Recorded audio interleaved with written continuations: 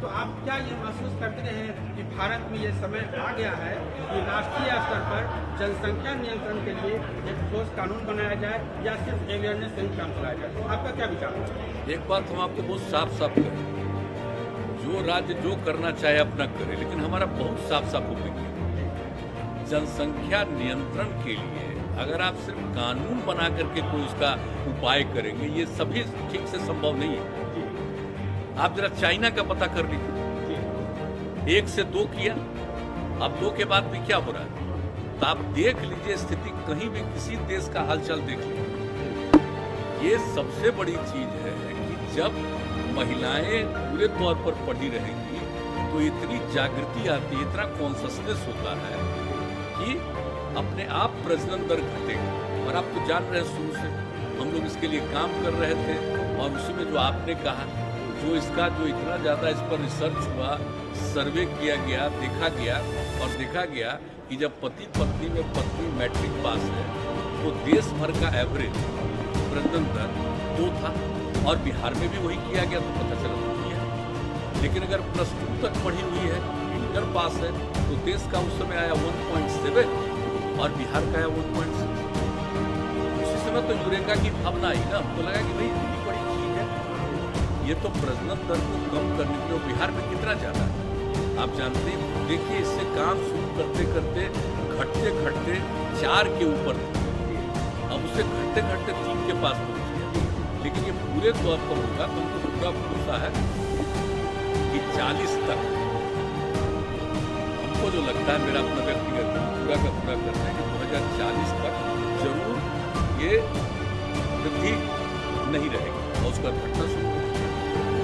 इस तरह से जब बात है तो हम लोग तो इसी पर काम करें, लेकिन बहुत लोग लगता है खाली कानून बना देंगे और उससे हो जाएगा, तो वो तो अपना सोच है अपना।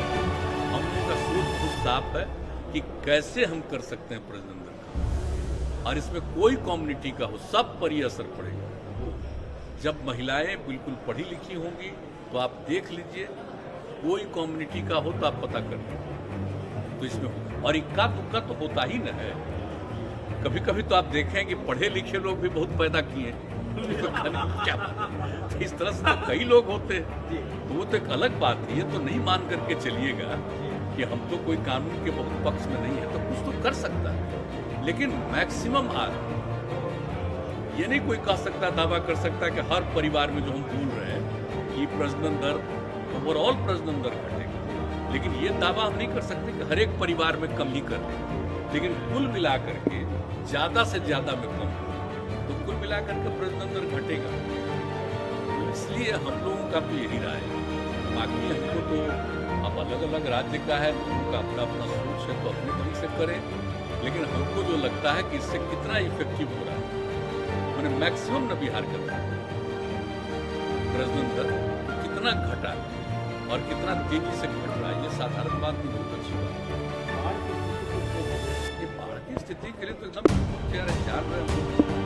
2006 से शुरू किया, 7, 8, 9 साल लगे, और इस बार भी जरा सा भी था तो जा करके कितने का देख करके हर कलेक्टर को करवा दिया कि देख लीजिए, नीचे से दूर से देखिएगा तो सब बात पता नहीं चलेगा। आप जानते हैं ना कितनी बार सारे डीएम ऊपर से भी हम हेलीकॉप्टर भिजवा करके दिखवा दें कि कहीं कोई गांव ऐसा न हो जिसकी उपेक्षा हो, और पूरे तौर पर। और ये भी जो आपदा प्रबंधन है, उसमें जो पिछले बार बात हुई थी, तो कई जगह ये पता चला कि अफेक्टेड बार बार हमारे यहाँ भेजते थे तो रिपोर्ट उसका करा के कराते थे।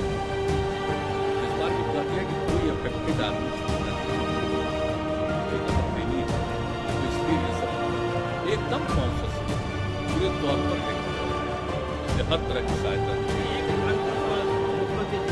दिल्ली हाईकोर्ट का हाल में ये ऑब्जर्वेशन है कि देश में अब समय आ गया है कि कॉमन सिविल कोर्ट होना चाहिए, और सुप्रीम कोर्ट लगातार 1950 से कई बार यह कह चुका है सुप्रीम कोर्ट की ओर से कि देश में कॉमन सिविल कोर्ट का समय आ गया है।